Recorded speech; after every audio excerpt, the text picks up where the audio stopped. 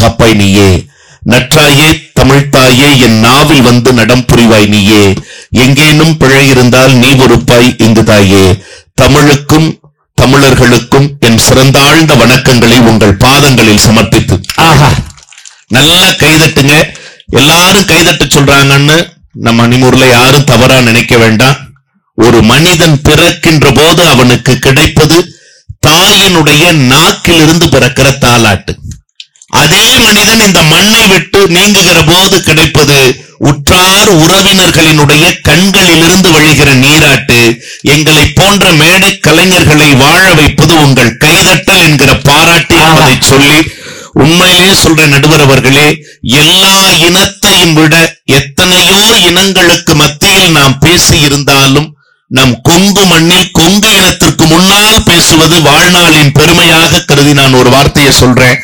ஏன் அப்படின்னா, நடுவர் அவர்களே, அடுத்தவர்களினுடைய உயிர் வாடினால் கூட கவலைப்படாத எத்தனையோ மனிதர்கள் வாழுகிற இந்த மண்ணில் தான் வளர்த்த பயிர் வாடினால் கூட உயிர் வாடுகிற ஒரே சமூகம் நம் வேளாண் சமூகம் அப்படின்னு சொன்னா, அப்படிப்பட்ட மக்கள் அத்தனை பேரின் திருவடிகளுக்கும் என் பணிந்த வணக்கங்களை சொல்லி, நல்ல நடுவர் டீய குடிங்கனே கொடுத்திருக்காங்க, கொடுப்பாங்க. உண்மையிலுமே நல்லா கைதட்டி நல்லா ரசிக்கிறாங்க. இதுல வந்து ஒரு 45 நிமிஷம் என் தங்கச்சி தங்கச்சியா பேசுன்னு பேசினாங்க. ஆமா, இந்த 45 நிமிஷத்துல உங்களுடைய பெருமையை ஒரு வார்த்தையாவது சொன்னாங்களா? சொல்லலையா? தேவகோட்டை மகாராஜன்னா யாரு? ஊருக்குள்ள அவருக்கு என்ன பேரு சொன்னாங்களான்னு? டீ குடுக்க சொன்னாங்களா? இப்படி கத்துனாங்கன்னா டீ குடுக்கலைன்னு அர்த்தம். சொன்னாங்களான்னு சொல்லிட்டாங்க, சொன்னாங்க. நான் இப்ப சொல்ற நடுவர் அவர்களே, உங்க தம்பி நீங்க அனுமதி கொடுத்தீங்கன்னா உங்க பெருமையை நம்ம அணிமுறையில நான் சொல்றேன். என்னை பத்தி சொல்றதுக்கு அனுமதியா கேட்கணும். ஆமாண்ணே, என்னை பத்தி கேட்காம என்னென்னமோ என்னை பத்தி எல்லாம் சொல்றாங்க. நான் இன்னைக்கு சொல்றேன், நம்ம அணிமுறையில உங்க வீட்டு பிள்ளை மாதிரி நினைச்சிட்டு தயவு செய்து நான் சொல்றது உண்மைனா மட்டும் கைதட்டுங்க. என்னன்னு யாராரோ என்னென்னமோ சொல்றாங்க. நம்மளை பத்தி குறை சொல்றவன் குறை சொல்லிட்டே தான் இருப்பான். நாம நம்ம வேலையை பார்த்தாதான் அந்த ஆத்தாலே சந்தோஷப்படுவா. அப்படின்னா உண்மையா சொல்ற நடுவர் அவர்களே, குறை சொல்றாத வாயும் கிடையாது, குறைக்காத நாயும் கிடையாது. குறை சொல்ற வாயை ஒரு செங்கக்கல்ல வச்சு அடைச்சாலும் செங்கக்கல்லு சரியா வேகலன்னு அதுல ஒரு குறை சொல்லதான் செய்யும். அதனால கைதட்டுங்க சார். வாழ்க்கையில குறை சொல்றவங்களை பத்தி நம்ம கவலைப்பட வேண்டிய அவசியமே இல்லைன்னு இன்னைக்கு நான் சொல்றேன். நம்ம அதாவது அண்ணனை பார்க்கும் போதே பல பேருக்கு அவ்வளவு சந்தோஷம். மகாராஜன் சார் வந்திருக்காங்க, அவ்வளவு நல்லா இருக்குன்னு உண்மையா சொல்றேன் சார். இன்னைக்கு நீங்க விஜய் டிவில கலக்க போவது யாருன்னு ஒரு நிகழ்ச்சி பார்த்துட்டு இருக்கீங்க. ஒரு காலத்துல சன் டிவில அசத்து போவது யாருன்னு ஒரு நிகழ்ச்சி நிறைய இளம் தலைமுறை அங்கெல்லாம் உட்கார்ந்து கேட்டுட்டு இருக்காங்கன்னு. இதுல எல்லாம் நிறைய பேரு காமெடி சொல்றத நீங்க கேட்டிருக்கலாம். யார் யாரோ காமெடி சொல்ற மாதிரி நீங்க கேட்டிருப்பீங்க, யார் யாரோ நகைச்சுவை சொல்ற மாதிரி கேட்டிருப்பீங்க. சொல்லுகிறவர்கள் தான் யார் யாரோ, ஆனால் சொல்லுகிற நகைச்சுவைக்கெல்லாம் சொந்தக்காரர் கிரியேட்டர் யாருன்னு கேட்டா எங்கள் அன்பு அண்ணன் மேடை கலைவாணர் தேவகோட்டை மகாராஜன் சொன்னா உண்மையிலேயே கைதட்டல் பாருங்க. எப்படி நான் டிவில ஒரு ஜோக்கு எழுதி கொடுத்தேன்னா எனக்கு 500 ரூபாய் காசு கொடுப்பாங்க. சரி, அதை வாங்கிட்டு நான் பஸ்ல தான் இன்னும் சுத்துறேன். என் ஜோக்கு அவங்க பேசி 50,000 ரூபாய் சம்பளம் வாங்கிட்டு ஏசி கார்ல சுத்துறானுவா. நான் இன்னும் பஸ் ஸ்டாண்ட் தான் சுத்துறேன். அண்ணா நீங்க கவலையே படாதீங்க, உங்களுக்காகவும் மக்களுக்காகவும் சொல்றேன். அவங்க எல்லாம் வந்து உயரத்துல இருக்காங்க, நீங்க எளிமையா இருக்கீங்கன்னு சொல்றீங்க. நடுவர் அவர்களே, இப்ப நான் சொல்றேன், இந்த மகாமாரியம்மன் சாட்சியா புத்தர்னு ஒரு ஞானி இருந்தார் இல்லையா, அந்த மனுஷன் தரையில உட்கார்ந்து இருந்தாரா. தரையில உட்கார்ந்து இருந்த அந்த மனுஷனை பார்த்தா அந்த வழியில போன ஒருத்தன் கேட்டானா, புத்தரே நீங்க எவ்வளவு பெரிய ஞானி, நீங்க போய் சாதாரண மனுஷனாட்ட தரையில் உட்காரலாமான்னு கேட்டப்ப புத்தன் சொன்ன வார்த்தை என்ன தெரியுங்களா? தரையில் அமர்ந்திருப்பவன் ஒருபோதும் தவறி விழுவதற்கு வாய்ப்பே இல்லைனாரா. நான் கேட்கிறேன் நடுவர் அவர்களே, அந்த எளிமைதான் உங்களை என்னைக்கும் உயரத்துக்கு போகும்னா ஒரு நல்ல கைதட்டல் கொடுங்க சார். நம்ம மண்ணுக்கு வந்திருக்கிறவங்க உண்மையிலுமே என்னமோ கட்டிய மனைவியாலதான் வாழ்க்கையில மகிழ்ச்சி நிம்மதினு அவ்வளவு தூரம் பேசிட்டு போனாங்க. அதுக்கு பக்கத்துல ஒரு அம்மா எங்க இருந்து கூட்டு வந்தீங்க? அந்த வழியில இப்படி மீன் வாங்கின வகையில கூட்டிட்டு மீன் வாங்கின வகையில. உண்மையா சொல்ற நடுவர் அவர்களே, இந்த மாதிரிப்பா திருச்செங்கோட்டுல ஒரு 7 மணிக்கெல்லாம் வந்துரு, 8 மணிக்கெல்லாம் நம்ம மணிமூருக்கு போகணும்னு சொன்னீங்களா இல்லையா? ஆமா, நான் வந்த அதே பஸ்ல தான் இந்த அம்மாவும் வந்தாங்க. அந்த அம்மா வந்த பஸ்ல நீ வந்தம்னு சொல்லு. இல்ல நடுவர் அவர்களே, நான் வந்த பஸ்ல தான் அந்த அம்மா வந்தாங்க. 2 பேரும் ஒரு பஸ்ல வந்தீங்க. சரி, நான் பின்வாசல் வழியா பஸ்ல இறங்கினேன். அதுதான் முறை. இந்த அம்மா முன்வாசல் வழியா இறங்குனாங்க. என்ன அவசரமோ? இந்த அம்மா முன்வாசல் வழியா இறங்கும் போது அது நாமக்கல் போற வண்டி, ஈரோட்ல இருந்து அதே வண்டியில நாமக்கல் போறக்காக ஒரு பையன் ஏறினா பாருங்க சார். இந்த அம்மா இறங்குறது தெரியாம லேசா ஒரு இடி இடிச்சுட்டான்.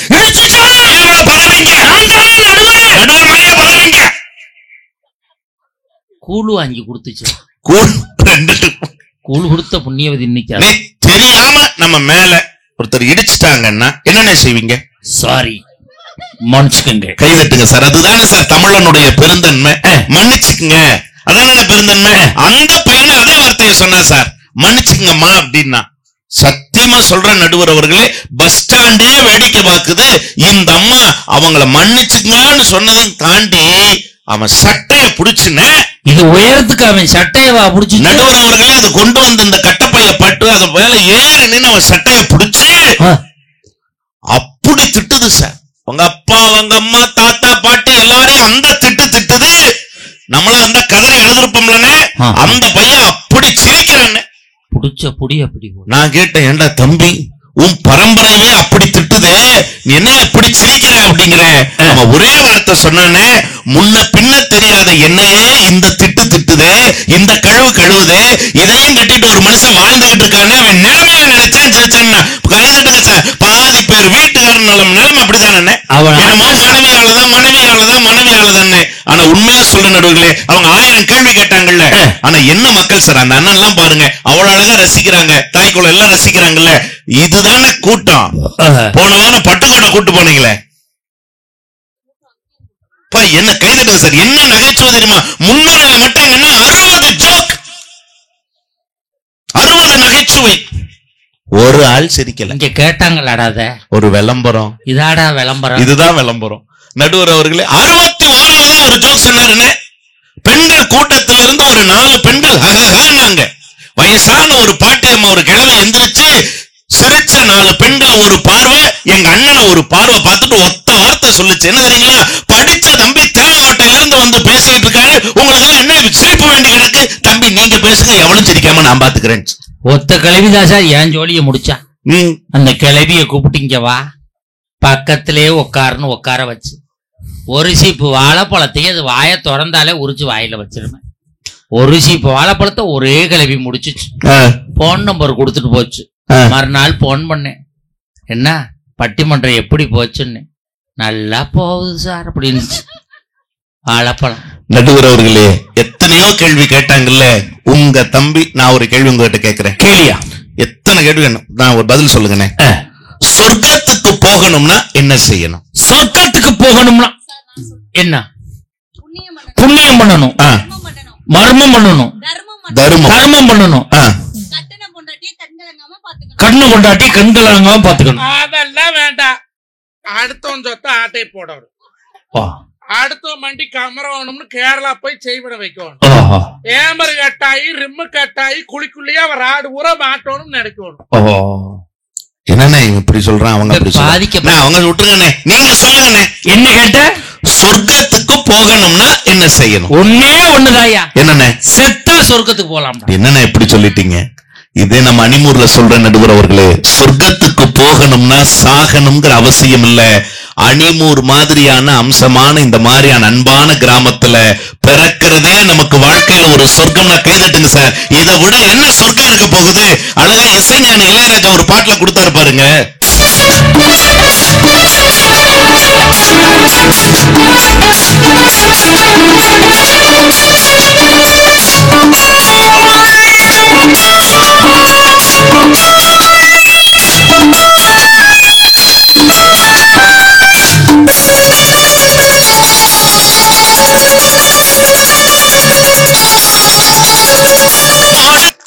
ஒரு 4 விஷயம் நான் நறுக்குன்னு சொல்றேனே.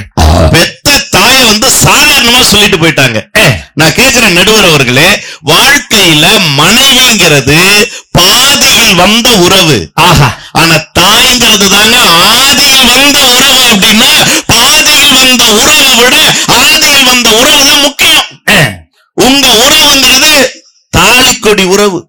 ஆனா எங்க உறவுங்கிறது தொப்புள் கொடி உறவு. நடுவர் அவர்களே, சாகிற வரைக்கும் அந்த உறவை மறக்க முடியுமா? நம்ம சாதாரணமா ஒரு வார்த்தை சொல்லிட்டாங்க நடுவர் அவர்களே. அன்னைக்கு சென்னையில உங்களுக்கு கிடைச்ச ஒரு வாய்ப்பு தம்பிக்கு கொடுத்தீங்கல்ல? ஆமா. ஒரு சங்கத்தை, என்னென்ன சங்கத்துல நீங்க பேசிருக்கீங்க? வியாபாரிகள் சங்கம், கைதட்டல் கொடுங்க சார். வணிகர் சங்கத்துல அரிமா சங்கம், அரிமா சங்கம், ரோட்டரி சங்கம், இளம்பியல் சங்கம், சங்கங்களை பேசியிருக்காங்க. அன்னைக்கு அண்ணன் போக முடியாம என்ன ஒரு சங்கத்துக்கு அனுப்பிச்சு விட்டார். என்ன தெரியுங்களா? மனைவிக்கு பயப்படாத சங்கம். மெட்ராஸ்ல 100 பேர் சார் உறுப்பினர்கள். போன உடனே என்ன பேச கூப்பிட்டாங்க. போன உடனே கேட்டேன், இதுல 100 பேர் உறுப்பினர்களா இருக்கீங்க, இதுல யாரெல்லாம் பொண்டாட்டிக்கு பயப்படுறவங்க கையை தூக்குங்க அப்படின்னு. நம்ப மாட்டீங்க ஐயா, 99 பேர் கையை தூக்கிட்டாங்க. பயந்துட்டான். கேட்டேன், 99 பேர் பயப்படுறவங்க அப்படி கையை தூக்கிட்டாங்க. ஒரே ஒரு ஆள் மட்டும் அப்படி கையை கட்டியே இருந்தானே. 99 பேர் கையை தூக்கு, ஒரே ஒரு ஆள் மட்டும் கை கட்டி இருக்கான்னுட்டு. ஆம்பளைன்னா நீதான் ஆம்பளை, பொண்டாட்டிக்கு பயப்படாது, உனக்கு தான் பொன்னாடன்னு சொல்லி எனக்கு போத்துன பொன்னாடி எடுத்து அந்த அளவுக்கு போத்துன, வாய மூடிட்டு கம்முன்னு போடான்னா. ஏன் என்ன நேத்து அவன் அடிச்சடியில தான் 2 கையும் தூக்க முடியாம உட்கார்ந்துருக்கேன்னா. அந்த தலைவர் ஜெய்சங்கர் தான். ராஜா ஜெய்சங்கர் அப்படியே குனிஞ்சதல்ல கேக்குறேன். அதனாலதான் சொன்ன பாட்டு, பொண்டாட்டி புள்ளைங்க எல்லா இடம் இந்த இடம் தானே, இந்த இடம் எல்லாம் எங்க சாமி மடம் தானே.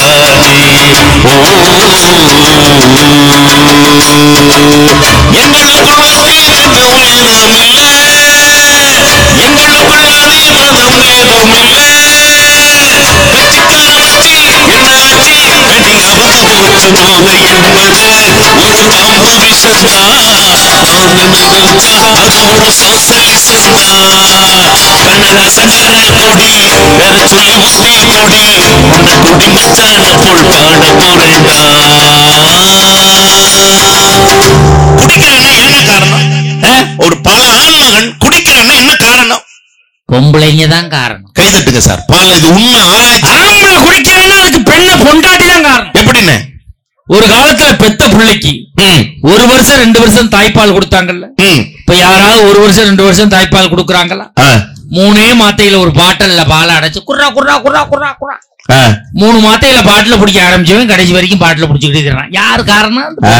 காரணம். ஒரு காலத்துல தாய்ப்பால் கொடுத்தாங்க, தாய் மேல பாசம் வந்துச்சு. இப்ப பாட்டுல பால் கொடுக்குறாங்க, பாட்டுல மேல பாசம் வந்துருச்சு. நம்ம கையில என்ன இருக்கு? அத சொல்லுங்க. உண்மை அதுதானே உண்மை. பொண்டாட்டி சொன்னா பொண்டாட்டினாலே சொல்லுங்கண்ணே பெருமை பேசுறது. 150 ரூபாய்க்கு செருப்பு வாங்கட்டும், 10 வீட்டுல காட்டிட்டு தான் காலிலே போடுவான். அக்கா இந்தா திருச்செங்கோட்டில் 250 ரூபாய் சொன்னேன், 150 ரூபாய்க்கு வாங்கிட்டேன், இந்தா பாரு இந்தா பாரு இந்தா பாரு, 10 வீட்டுல காட்டிட்டு காலில் போடுவான். ஆனா ஆம்பளை என்னைக்குமே பெருமை பேச மாட்டாங்க. எப்படின்னு? 1500 ரூபாய்க்கு தண்ணி அடிச்சிருப்பான். எவன்டையா சொல்றானா? எவன்ட்டையும் சொல்ல மாட்டான். ஏன்னு சொல்ல மாட்டான்? ஏன் தலைதான் தொங்கிருமே. அண்ணன் நிமிந்தாவுல சொல்றதுக்கு பொண்டாட்டி சொன்னானே, குடிச்சிட்டு வர்றாயா, குடிச்சிட்டு வந்தா மூஞ்சிய பார்க்கவே சகிக்கலன்னா. இவன் சொன்னா குடிக்காம வந்தா மூஞ்சிய பார்க்க சகிக்கல, என்ன பண்ண சொல்றேன்னா. வாழ்க்கையில இவங்களால அத்தனை பிரச்சனை. அண்ணே நான் தெரியாம கேக்குறேன், நம்மளை பெத்த அம்மாவை பார்த்து என்னைக்காவது அத்தை கூப்பிட்டுருக்காங்களா? கூப்பிட மாட்டாங்க. நம்மளை பெத்த அப்பனை பார்த்து என்னைக்காவது மாமா கூப்பிட்டுருக்காங்களா சார்? என்ன தெரியுங்களா? சண்டை வரட்டு உங்க உங்க ஆயா வருதா இல்லையா சார்? கைதட்டுங்க சார். வருதா இல்லையா? நான் கேட்கிறேன், எங்கேயும் மரியாதை இருக்கா? எங்க மரியாதை?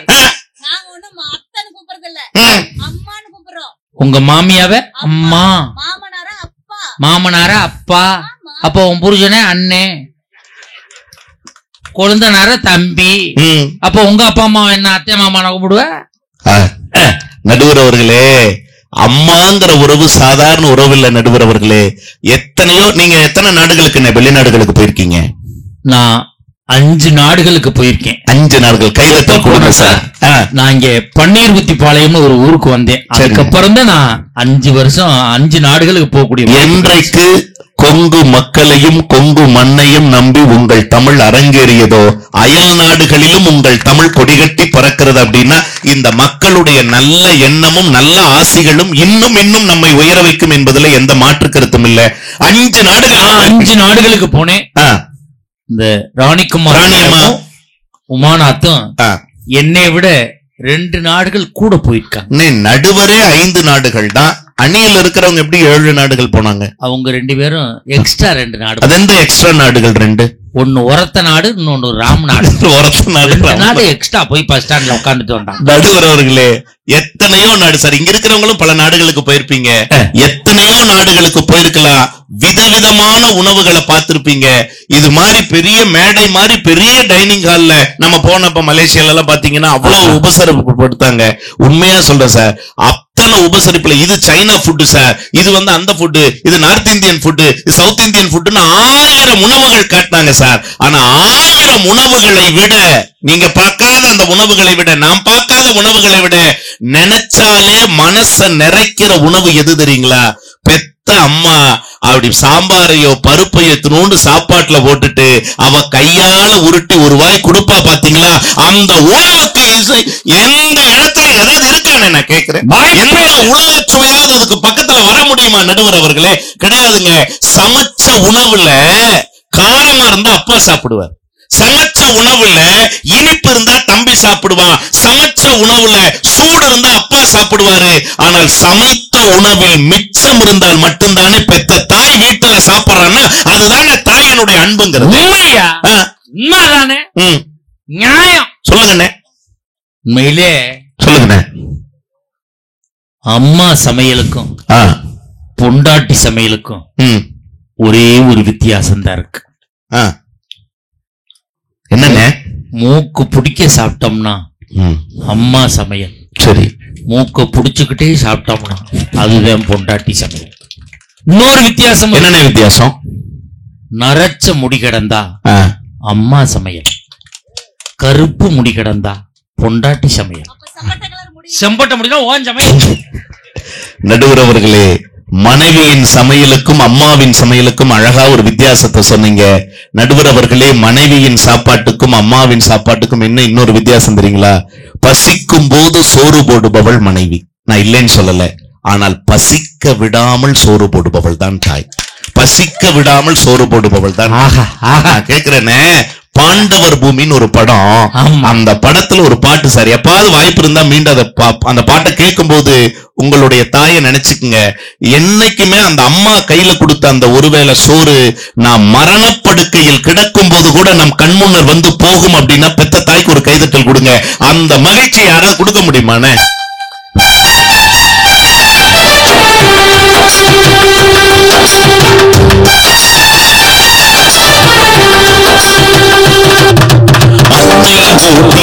சோற்றில் ஆயில் முழுக்க பசி மறந்தோம், ஒற்றை கண்ணில் அடிபட்டால் 10 கண்ணில் வலி கண்டோம். பள்ளிக்கூடம் தந்ததில்லை பாசம் என்னும் நூலொன்றில், வேதங்களாலும் சொன்னதில்லை எங்கள் கதை போல் வேறொன்றை.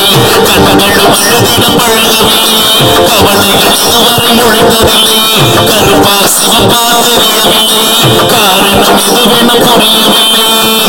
சேகரித்து வைப்பதற்கு தேவைகள் எதுவும் இல்லை, இறைவனுக்கும் எங்களுக்கும் இடைவெளி இருந்ததில்லை. நிலவுகள் கூட பூமியில் வாழ்ந்தது அது ஒரு பொற்காலம்.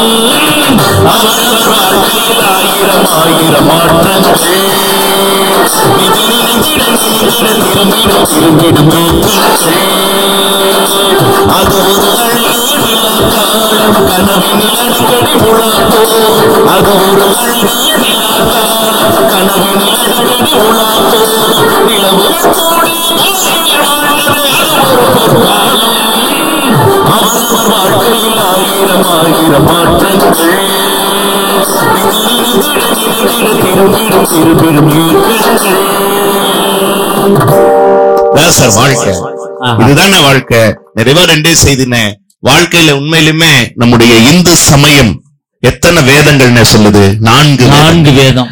ரிக்வேதம், யஜுர்வேதம், சாமவேதம், அதர்வண வேதம்னு. அந்த 4 வேதங்களில் பழமையான வேதம் எது என்று கேட்டால் ரிக்வேதம் தான். அந்த ரிக்வேதத்துல சொல்லுது, உலகத்துல தெய்வம் ஒவ்வொரு வீட்டிலும் தான் நேரடியாக வசிக்க முடியாது என்பதற்காகத்தான் நம் வீட்டில் தாயை படைத்திருக்கிறது என்று சொல்லுகிறது. என்று சொன்னால் நடுவர் அவர்களே, தெய்வத்தின் மறு வடிவமாக நம் வீட்டில் காட்சி காட்சி அளிப்பவள் தான் நம்மை பெற்றெடுத்த தாய் அப்படின்னு சொன்னா, தம்பி சொன்னா பாருங்க, இந்த உலகத்துல 1000 குற்றங்களை செய்திருந்தாலும் மன்னிக்கின்ற ஒரே நீதிமன்றம் பெத்த தாயை தவிர வேற யார் அப்படின்னு கேட்டா, நான் ஆசிரியர்னு என்ன அறிமுகப்படுத்தினீங்கன்னு, குழந்தைய சரியா படிக்கலன்னு பெத்தவங்களை கூப்பிட்டு கேட்டா அப்பா கொஞ்சம் மிரட்டுவார், படிக்க மாட்டியா, படிச்சு தொலை மாட்டேன் பாரு. ஆனா அம்மா ஒருபோதும் பிள்ளைய விட்டு கொடுக்க மாட்டா. வாத்தியாருக்கு ஆறுதல் சொல்லிட்டு போவாங்க. அம்மா என்ன தெரியுமா, தம்பி என்ன சொல்லுவாங்க, தம்பி ஆடி போய் ஆவணி வந்தா என் புள்ள டாப்பா வந்துருவான்னு ஆசிரியர்களுக்கு ஆறுதல் சொல்லுகிற அம்மாக்களை நான் பார்த்திருக்கேன்னு சொன்னா நடுவர் அவர்களே, அந்த அம்மாக்களால வாழ்க்கையில மகிழ்ச்சி வராதா? நான் சொல்றேன்னு, அந்த அம்மாவுடைய பெரிய பெரிய மாளிகைட்ட வாழ்றதை விட, பெரிய பெரிய பட்டணத்தில படுத்து தூங்குறதை விட சுகம் என்ன தெரியுங்களா? ஆத்தா எத்தனையோ பேருக்கு அம்மா இறந்து போயிருப்பாங்க, இறந்து போனவங்களுடைய சேலையை வச்சுட்டு தூங்கும் போது பலருக்கு ஒரு சுகம் இருக்கும் பாருங்க. அது அந்த ஆத்தா மடியிலே படுத்து தூங்குற மாதிரி ஒரு சுகம் வரும்னா நடுவர் அவர்களே, அழகா ஒரு நாட்டுப்புறத்தான் சொன்னா என்ன பாட்டு தெரியுங்களா? நாளே வரி மட்டும் பாருங்க, நேரம் இல்ல. அந்த அம்மாவோட சேலைக்கு எவ்வளவு மகிழ்ச்சி இருக்கு, சந்தோஷம் இருக்குன்னு சொல்லி பாடினா என்ன கொஞ்சம் கேட்க கொடுங்க. ஆத்தாவும் சேல அந்த ஆகாயத்தை போல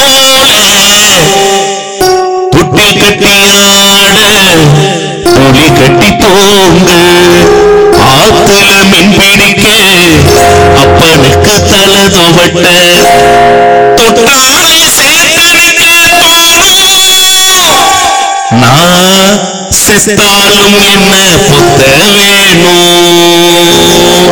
ஆத்தாவும் சேல அந்த ஆகாயத்தை போல, ஆத்தாவும் சேல அந்த ஆகாயத்தை போல புட்டி கட்டி தூங்க துணி கட்டி ஆட, ஆத்துல மின் பிடிக்க அப்பனுக்கு தலை தோட்ட தொட்டாலே சேர்த்தடிக்க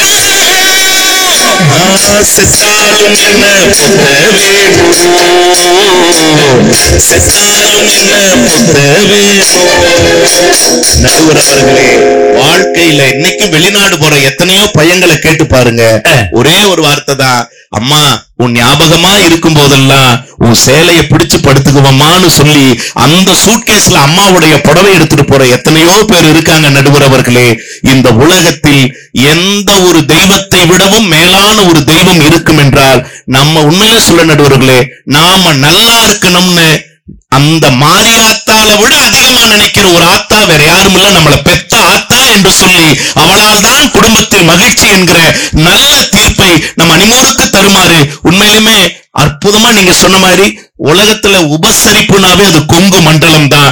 கொங்கு மண்டலம்னாவே அது மரியாதை தங்கு மண்டலம் என்று சொல்லுகிற அளவுக்கு உபசரிப்பில் புகழ்பெற்ற அந்த நல்ல உபசரித்த அத்தனை பேருக்கும் நம்முடைய இனிய நண்பர் நம்முடைய சோலா புக் ஹவுஸ் அவர்களுக்கும் நம்முடைய ராதா அவர்களுக்கும் ஒரு நன்றிகளை தெரிவித்து, மீண்டும் இப்படிப்பட்ட ஒரு நல்ல மக்களையும் மண்ணையும் சந்திக்க அந்த ஆத்தா எல்லாருக்கும் அருள் புரிய வேண்டுமாய் கேட்டுக்கொண்டு விடைபெறுகிறேன். நன்றி, வணக்கம். அருமையான பேச்சு, அருமையான பாட்டு.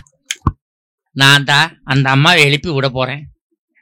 ஒண்ணு தெரிஞ்சுக்கங்க, பொண்டாட்டிலே 3 வகையான பொண்டாட்டி இருக்கு. 3 type of wives. First type, சாப்பாடை போடுவா, சாம்பாரை ஊத்துவா, பிசைஞ்சு வாயில வைப்போம், உப்பு இருக்காது. ஏன் உப்பு இல்ல, ஏன் உப்பு போட்டதை சாப்பிடுவோ, நீ போட்டு சாப்பிட மாட்டியோ கத்துவா. இவளை கூட கணக்கில் சேர்த்துக்கலாம். நம்பர்